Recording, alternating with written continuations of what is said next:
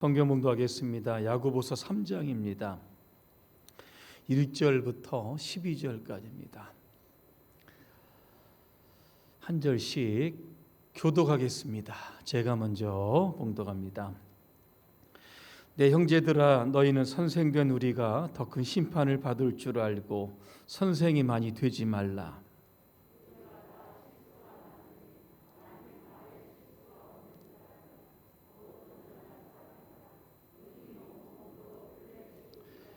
우리가 말들의 입에 재갈 물리는 것은 우리에게 순종하게 하려고 그 온몸을 제어하는 것이라.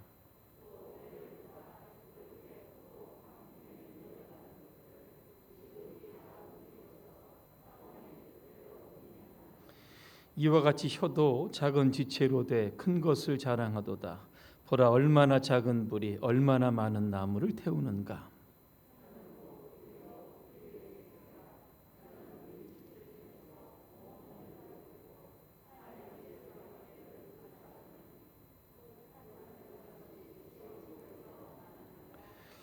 여러 종류의 짐승과 새와 벌레와 바다의 생물은 다 사람이 길들일 수 있고 길들여 왔거니와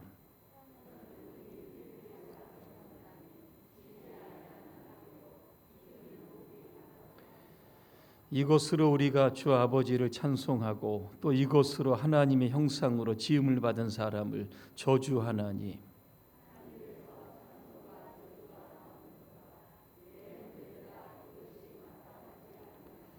세미한 구멍으로 어찌 단물과 쓴물을 내겠느냐. 내 형제들아, 어찌 무화과 나무가 감람 열매를 포도나무가 무화과를 맺겠느냐. 이와 같이 짠물이 단물을 내지 못하느니라. 아멘. 오늘 설교 제목이 뭐죠? 우리는 매일 언어의 지배에 살고 있습니다. 하루라도 말을 하지 않으면 안 됩니다. 그런데 어떤 말투를 사용하느냐, 이게 더 아마 중요할 겁니다.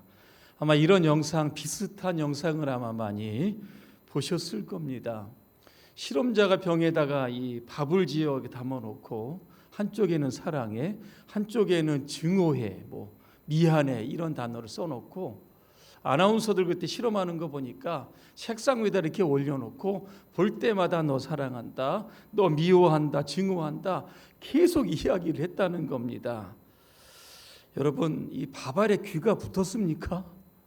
어떻게 말귀를 그렇게 잘 알아듣는지. 자기를 사랑한다 그러면 밥알 그대로 그 자체가 있는데 미워한다, 증오한다 이런 이야기를 든 밥알은 보시는 것처럼 곰팡이가 나면서 완전히 이제 썩어게 됐다는 겁니다. 이 밥알이 우리 옆에 있는 교우들이나 가족들이나 친구들이나 이웃들이라고 여러분 한번 생각해 보시기를 바랍니다. 내가 이야기를 하면 누군가는 듣는다는 겁니다. 낱말은 누가 됐습니까? 반말은 누가 듣기는 다 듣는 겁니다. 내 말이 누구에게 영향을 지금 끼치고 있고 그 말을 받은 사람들은 어떤 사람들은 마음에 지금 썩어가고 있고 어떤 사람들은 내가 내뱉은 그런 말 때문에 희망을 갖고 용기를 갖고 있는 겁니다. 여러분 꼭 기억하시길 바랍니다. 내가 내뱉는 언어 누군가 지금 듣고 있다는 겁니다. 하나님도 우리가 지금 이야기하는 모든 말들을 다 듣고 계십니다. 민수기 13장에 보니까 모세가 가데스 바네아 광야에서 이 가나안으로 정탐꾼을 보냅니다. 12명을 보냅니다. 40일 동안을 탐지하고 돌아와서 보고를 하는 장면이 나옵니다. 12 중에 10명은 뭐라고 이야기를 합니까? 우리가 그 땅에 올라가서 그 백성을 치지 못할 겁니다. 이유는 그들이 우리보다 강합니다. 거기에서 우리가 안악 자손을 보았는데 그들은 거인들입니다. 그들이 우리 보기에 우리는 메뚜기와도 같은 존재입니다. 가나안 정복 절대적으로 불가능합니다. 안 됩니다. 이야기를 합니다. 이 10명의 보고를 듣고 백성들이 밤새도록 통곡하고 울었다 그랬습니다. 그러면서 새벽에 내뱉은 말이 뭔지 아십니까? 이겁니다. 우리가 애굽 땅에서 죽었거나 이 광야에서 죽었으면 좋았을 것을. 자, 이 소리를 누가 들으십니까? 하나님이 그대로 다 들으십니다. 그러면서 이스라엘 백성들을 향해서 이런 말씀을 하십니다. 민수기 14장 27절에서 30절까지입니다. 나를 원망하는 이스라엘 자손의 원망을 내가 들었다. 너희가 나의 귀에 들리도록 말한 그대로 내가 반드시 너희에게 하겠다. 29절입니다. 너희 가운데 20살이 넘은 사람으로 인구조사를 받은 모든 사람들, 곧 나를 원망한 사람들은 이 광야에서 시체가 되어서 뒹굴게 될 것이다. 나는 너희에게 땅을 주어 살게 하겠다고 손을 들어 맹세하였다. 그러나 이제 너희는 그 땅으로 들어가지 못할 것이다. 다만 여분네의 아들 갈렙과 눈의 아들 여호수아만은 들어갈 것이다. 이렇게 말씀합니다. 여러분, 갈렙과 여호수아가 어떤 복을 했습니까? 민수기 14장 8절에 보니까 이렇게 복을 합니다. 주님께서 우리를 사랑하신다면 그 땅으로 인도할 것입니다. 젖과 꿀이 흐르는 그 땅을 우리에게 주실 것입니다. 자, 이 두 사람 가나안 땅 들어가겠다는 겁니까? 못 들어가겠다는 겁니다. 들어가겠다는 겁니다. 긍정적인 복입니다. 하나님은 귀가 굉장히 크신 분입니다. 이 땅에 저희 지구촌의 인구가 여러분 80억 명이 넘었습니다. 한 10년 만에 10억 명이 넘어간 겁니다.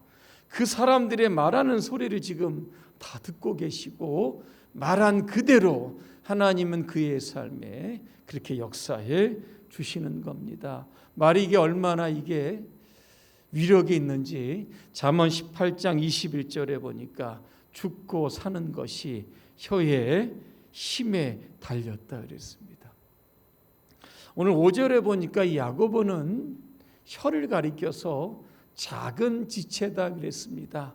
혀도 작지만 혀가 입안에 있기 때문에 이게 잘 안 보이는데 작기도 하고 입에 보이지도 않지만 이 혀라고 하는 것이 얼마나 이 위력이 큰지를 무엇에 비유를 했냐면 두 가지의 비유를 합니다. 말의 재갈과 비유를 하고 배의 키에 비유를 하게 되는 겁니다. 오늘 3절에 보니까 우리가 말들의 입에 재갈을 물리는 것은 우리에게 순종하게 하려고 그 온몸을 제어하는 것이다. 말의 크기가 보통 성인 남성의 크기보다 한 키가 한 그 정도 좀 비슷합니다. 아마 조금 더 클 겁니다. 몸무게가 어느 정도 되시는지 아십니까? 보통 약 400kg입니다. 큰 종마 같은 것은 한 1톤 정도 됩니다. 1000kg 정도 되는 겁니다. 자, 말의 기수가 사람들이 큽니까? 작습니다. 60kg 미만으로의 사람들, 작은 사람들이 어떻게 여러분 그 큰 말을 몰 수가 있을까? 10분의 1 정도밖에 안 되는데 방법은 바로 이 재갈 때문에 그런 겁니다. 이 재갈이 뭡니까? 이 끝부분이 고리 모양으로 생긴 두 개의 금속 막대를 연결해서 이게 만드는 겁니다. 그리고 이 재갈을 말의 입속에다가 딱 끼우게 됩니다. 양끝 고리에다가 곱비를 연결해서 잡아당기면 이 말을 제어할 수 있다는 겁니다. 여러분 신기하지 않습니까? 어떻게 이 재갈에 힘이 있을 수 있었을까? 이 말의 입은 굉장히 예민하다고 합니다. 그래서 금속 막대가 말의 혀에다 이 자극을 주게 되면 결국 말을 컨트롤할 수 있게 된다고 하는 겁니다. 오늘 또 말을 이 배의 키에 비유하고 있습니다. 오늘 4절에 보니까 또 배를 보라. 그렇게 크고 광풍에 밀려가는 것들을 지극히 작은 키로서 사공의 뜻대로 운행한다 그랬습니다. 뭡니까 이게? 여러분, 큰 배에 비해서 키는 굉장히 작습니다. 그런데 그 작은 키가 큰 배의 방향을 결정을 한다는 겁니다. 어디로 갈지 조정을 하는 게 바로 이 키입니다. 여러분, 사람도 마찬가지입니다. 혀가 우리의 인생에 여러분 운전대와도 같은 겁니다. 우리의 인생의 방향을 조정하는 장치와도 같다는 겁니다. 만약 여러분이 지금 내가 가는 삶의 방향을 바꾸고 싶다라고 하면 가장 먼저 이 말을 바꾸어야 하는 겁니다. 성경에도 이 말의 힘이 얼마나 강력한지를 소개를 하는데 마태복음 12장 36절과 37절을 제가 읽어드립니다. 내가 너희에게 말한다. 사람이 무심코 내뱉은 사소한 말이라도 심판의 날에는 책임을 져야 한다.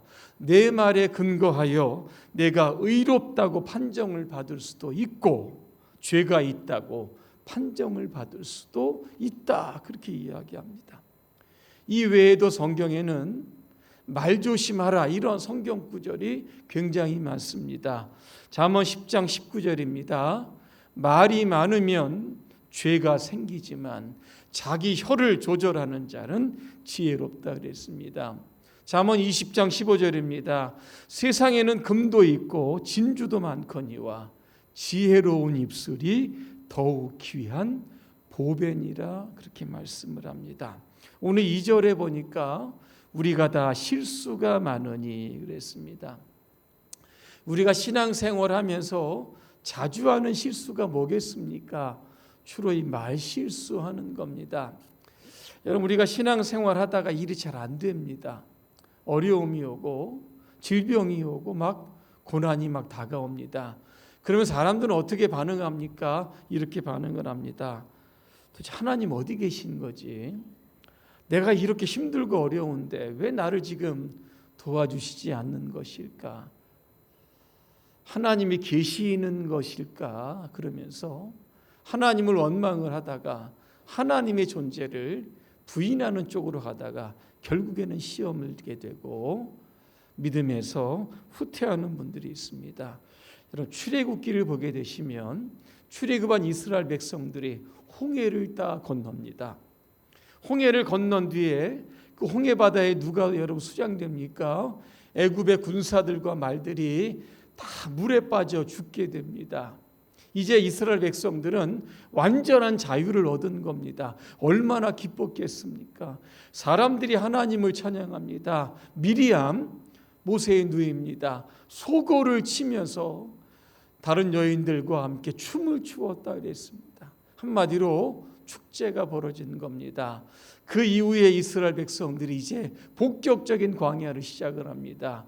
수르 광야로 지나가서 한 사흘쯤 갔는데 물이 없는 겁니다. 도착해 보니까 이 오아시스에 물이 있는데 물이 써서 마시지 못하는 겁니다. 그래서 그 쓴 물을 가리켜서 마라다 그렇게 불렀습니다. 자, 그리고 나서 이스라엘 백성들이 어떤 말을 한지 아십니까? 출애굽기 15장 24절입니다. 백성이 모세에게 원망하여 이르되 우리가 무엇을 마실까 그랬습니다. 물이 없으니까 물 달라는 겁니다. 사흘 전에 하나님을 참 열렬히 찬양을 했는데 똑같은 입을 가지고 사흘 뒤에는 모세를 원망하고 하나님을 원망하게 되었다는 겁니다. 이게 뭡니까? 오늘 10절입니다. 한 입에서 찬송과 저주가 동시에 나오는 겁니다. 오늘 이것이 마땅하지 아니하다 그랬습니다. 이렇게 시작된 원망이 결국 40년 동안 계속 원망을 해댔던 겁니다. 결국 그래서 그 원망하는 세대를 하나님께서 광야에서 다 죽이셨던 겁니다. 오늘 2절에 보니까 온전한 사람이 나옵니다. 이 퍼펙트맨입니다. 누가 온전한 사람입니까? 말에 실수가 없는 사람이 온전한 사람이다 그랬습니다. 그래서 우리가 한 교회를 섬기면서 여러분들이 신앙생활 하시면서 이 말을 굉장히 조심해야 되는 겁니다. 어떤 분은 이 오지랖이 넓은 말이 사람들에게 상처를 많이 주게 되는 경우가 있다는 겁니다. 의도는 선한데 다른 사람들을 배려하지 않아서 우연치 않게 상처를 주는 경우가 있다는 겁니다. 어떤 분이 자신 안에 있는 삶의 이야기를 조심스럽게 꺼냅니다. 그러면 조용히 들어주고 경청해주고 공감하면 되는데, 어렵게 꺼낸 이 이야기에 대해서 많은 사람들이 너도 나도 막 즉각적으로 답을 해대는 겁니다. 이렇게 되면 이야기를 꺼낸 사람은 상처를 받게 되는 겁니다. 그래서 어떤 모임에서 기도 모임이라든가 여러 가지 이렇게 모임에서 문제가 되는 경우가 바로 여기에서 시작을 하는 겁니다. 생각해 보면 우리들은 참 경청이 잘 안 되는 것 같습니다. 꼭 뭐라고 한마디 해야 직성이 풀릴 때가 많이 있다는 겁니다. 지난 시간에도 말씀을 드렸지만 귀가 2개가 있고 입이 1개가 있는 것은 듣는 것은 많이 하고 말하는 것은 절반만 하라는 겁니다. 그런데 입이 3개 있는 사람이 있고 4개 있는 사람이 있고 5개 있는 사람이 있다는 겁니다. 침묵이 금이다. 이 아름다움이 이 침묵이라고 하는 사실을 우리가 좀 기억할 필요가 있다는 겁니다. 어떤 분은 구역 모임이나 아니면 남녀전도회에서 사람들을 흉보는 사람들이 있습니다. 그러다가 교회를 비판하고 목사를 비판하고 중직자를 막 비판을 하고 이상한 소문을 내는 분들도 있습니다. 어느 분은 이렇게 이야기를 합니다. 내가 당시 정말로 아껴서 하는 말인데, 이렇게 뒷말을 들어보면 그렇게 아끼어서 하는 말이 아닌 것 같습니다. 세상에 완벽한 교회도 없고 목사도 없고 중직자도 없고 성도도 없습니다. 그렇기 때문에 우리가 함께 좋은 교회를 만들어 가야 하는 겁니다. 우리는 어떤 말을 사용해야 됩니까? 에베소서 4장 29절에 보니까 나쁜 말은 입 밖에 내지 말고 덕을 세우는데 필요한 말이 있으면 적절한 때에 해서 듣는 사람에게 은혜가 되게 하십시오. 이렇게 말씀하고 있습니다. 제가 얼마 전에 어느 목사님을 만나 이야기를 합니다. 한 2시간 동안 제가 앉아서 이야기를 경청을 하는데 같은 목회자를 계속 비난하고 비판하는 이야기를 하는 겁니다. 얘기 핵심은 이겁니다. 나는 옳은데 다른 사람은 틀렸다 그럽니다. 제가 이렇게 보니까 그런 얘기를 하지 않았지만 당신이 틀린 것 같습니다.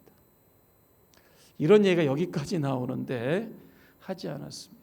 왜 비판을 하는 것일까? 들어보면 나는 괜찮은데 다른 사람은 그렇지 않다. 생각이 여기에 미치니까 언어가 자꾸만 비판적이 되면서 끊임없이 욕을 하는 겁니다. 제가 어떻게 목회자들 모임에서 이렇게 만나보면 습관적으로 장로님들 흉보는 사람들이 있습니다. 참 희한합니다. 그래서 그런지 교회 장로님들을 세우지 않는 교회가 있습니다. 대구 지방 아닙니다. 그렇게 심각하게 얼굴을 하실 필요는 없습니다. 제가 생각해 봅니다. 교회 장로님들을 세우지 않고 그런 교회가 정말 목회가 잘 될 수 있을까? 저는 반대입니다. 아마 불행한 목회가 될 겁니다. 목회자 스스로 잘 안 되는 목회를 만들어 가는 겁니다. 시편 141편 3절입니다. 주님, 내 입술 언저리에 파수꾼을 세우시고 내 입 앞에는 문지기를 세워주십시오. 그러니까 입에다 보초를 조금 세워달라는 겁니다. 우리 교회가 여러분 좋은 언어를 사용하는 공동체가 되었으면 좋겠습니다. 말 때문에 누가 시험에 들어 교회 안 나왔다 이런 소리가 없는 교회가 됐으면 좋겠습니다. 은혜로운 언어, 성경적인 언어, 여러분 좋은 말이 얼마나 많습니까? 그죠? 그런 언어들을 사용해서 우리 교회가 정말 완벽하지 않지만 주님 보시기에 참 신앙생활 잘하는 그러한 교회로 기억될 수 있는 그러한 교회가 되시기를 주님의 이름으로 축복합니다. 기도하겠습니다. 은혜로우신 하나님, 우리의 입술에 보초를 세워 주셔서 우리가 원망이나 불평의 말이 아니라 늘 감사와 찬양의 말을 할 수 있도록 도와주시옵소서. 함께 신앙생활하는 성도를 향해서 비난의 말을 이제는 다 버리게 하시고 은혜와 축복을 빌어주는 은혜로운 말만 사용하게 하여 주시옵소서. 우리 교회가 앞으로 크게 부흥될 것이라고 하는 희망적이고 소망적인 언어를 말할 수 있도록 도와주시옵소서. 예수님의 이름으로 기도합니다. 아멘.